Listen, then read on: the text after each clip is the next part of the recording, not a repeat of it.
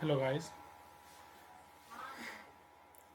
in today's lecture I am going to give one brief idea about decimal number to binary conversion. So let's go to the OneNote. So first of all, can anyone say that what is binary number and what is decimal number? Suppose, let's suppose I will take the example. Let's take a pen. Which pen should I take? Let's take a red. Okay. Now let's go full screen. Now decimal to binary conversion, right?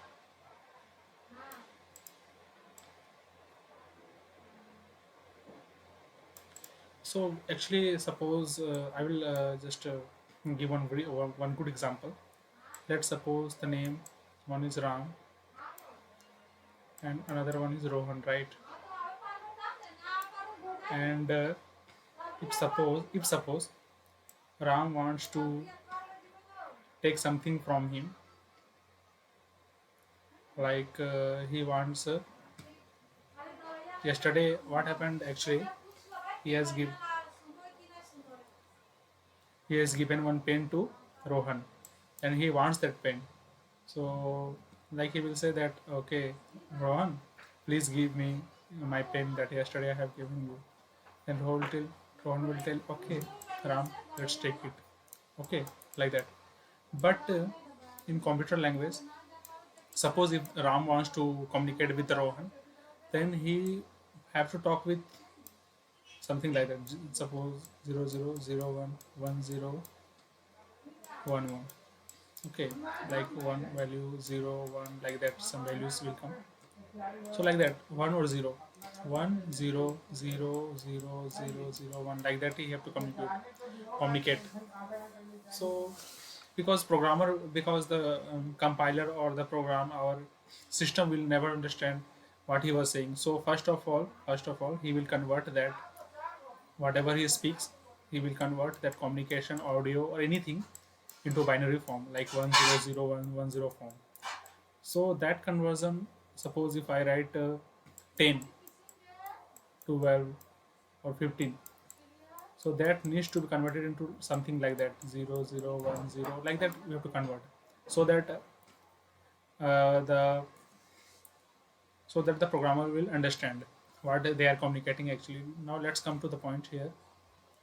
One second, let's me scroll down a little bit. Now if I talk about decimal to binary conversion, let's again take me another pen. Okay, now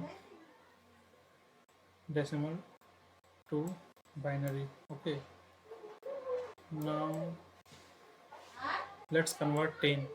So if you want to convert decimal into binary, then what I will do, since we know that binary number is only to 0 or 1, so that means we are getting 2 digit. That means two, from 2 digit we have to divide, like 2,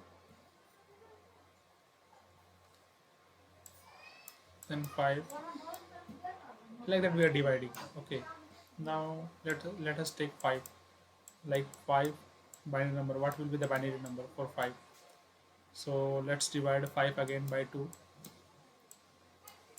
2 2 ja 4. So I'm getting remainder 1.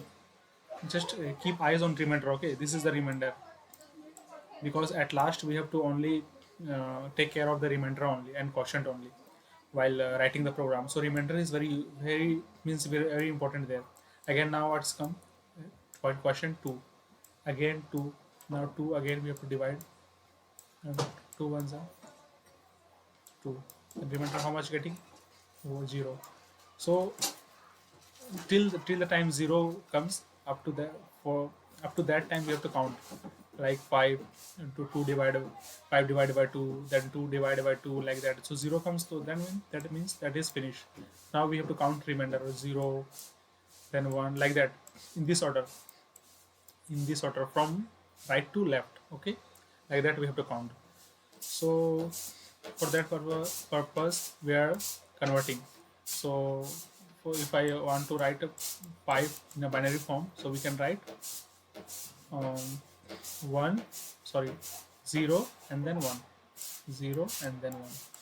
Let's take another example.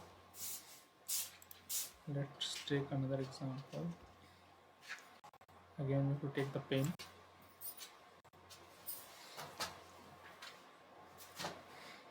Now let's take another color. Now I will take 10. Now 2 divided by now 5.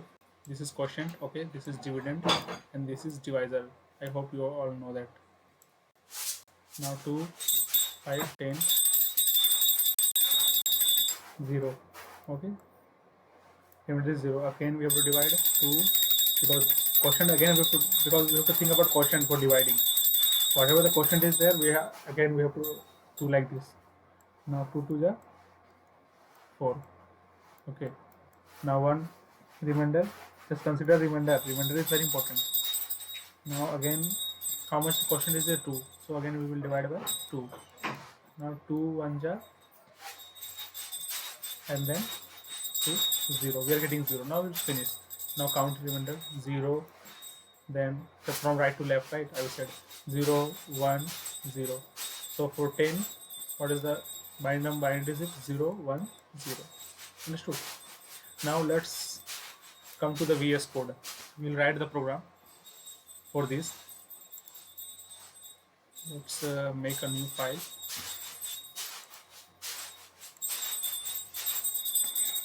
Binary to sorry.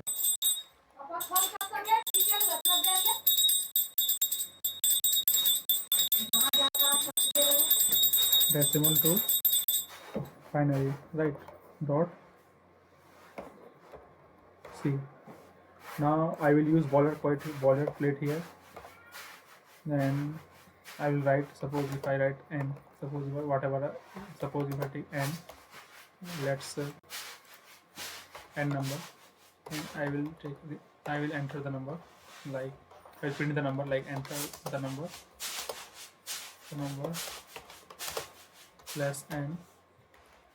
Then I will scan this number, scanf. I will use scanf %d, then address of n, like that.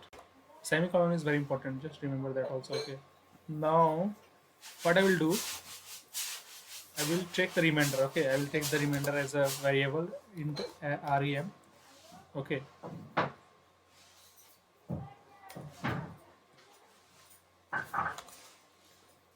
Now what I will do, I will take array also, array of 10 size 10 I will take, because we have to, and ultimately at the last we have to print that let's suppose 10, so 100 120 10001, like that we have to print. So we need array, right? So to print in a continuous form. So then I will use while loop. I will explain this. While loop means we can say that jab tak means till the time we are doing this thing, till the time the situation is, the condition is true, we will run. Otherwise, if this condition gets false, then we will get out of the loop. That's the while loop. And we will also take int I equal to 0 here, because we want to start with 0, initialization with 0. Now since we know that we want to get remainder, so remainder equal to n, and we know that number it will give the remainder by 2, because we are dividing by 2, right? Now remainder, now n, because n ultimately up to 0, when n gets 0, then we will complete the loop. So for that, what we are doing actually, how we are going, you have seen right here. One second, let me go to here. What I'm doing, n is suppose 10. Again, what is n5, and again 2. So up to when we are going, up to finishing, when remainder gets 0 and divided by the whole, when there is nothing n, no n is there. So up to that time we are going, right? So likewise we will go n equal to n divided by 2 till the time n becomes 0. Now n divided by 2.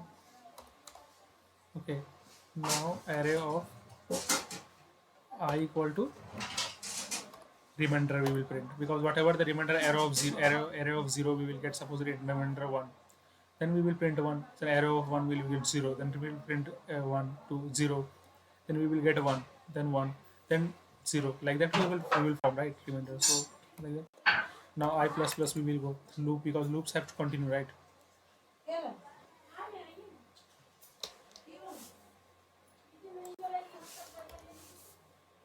No, now I have come out of loop once again, right? Now since we are going from left to right, like we are getting remainder 1, again 0 1 0, like that from left to right. So actually we have to print from right to left, right? So for that we will be using another loop, that is for loop, for int z equal to I minus 1. Why I minus 1? Because we are already getting I plus plus. That means 0 becomes 1 and 10 becomes 11, 11 becomes 12, like that. Suppose the number n equal up to 10. So it is at the first time it was already incremented. So we want to get at the initial value. So that's why suppose I equal to 1, then I minus 1, it is 0. So z equal to 0, it will be there at the starting point. At starting point we have to make so what to say, make straightforward. So now j equal to I minus 1, now j greater than equal to 0. I will tell why. J greater than 0, because why we are taking like this. Let's suppose here we are printing from here, right? From here, left, right to left.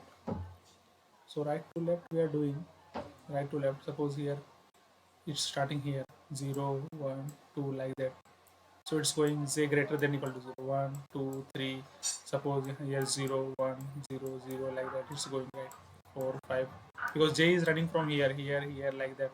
So it's going greater than z greater than 0, and up to the where the array size is there. Now we will, and say what is doing, j is not going to this side, so there j is minus minus, j will be minus minus. So again, now j minus minus.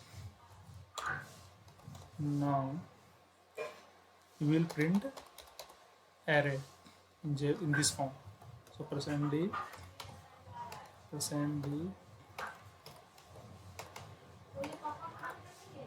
one space, then array of z, right?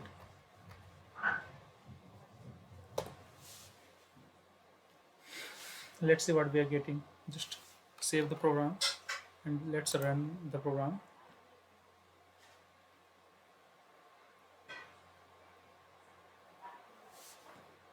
Qt compiler is taking time. Suppose I want to convert to 5, that is decimal number, into binary, like 5. We will print 5, then enter, then it's getting 0 0 0. So like that you can see here. I will zoom in. So 1 second, what I have done here. First of all, I have taken the number and print, then enter the number. I have entered the number, then scanf, I have scanned it, then remainder. For remainder, I have taken rem as a variable, then array of size 10, int I equal to 0. While n means that is while the number never becomes 0, then it will run the loop. When the n becomes 0, then it will completely get out of the loop. Now for z, because we need to print right from z, that is from right side to left side. So for int z equal to I minus 1, j greater than equal to 0, j minus 1.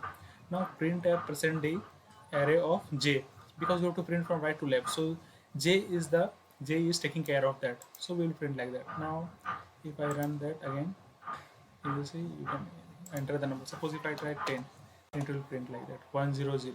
Understood? So that's all about decimal to binary conversion. I hope you all understood, guys. Thank you for this. In next lecture, I will do another competitive programming skills. Thank you so much.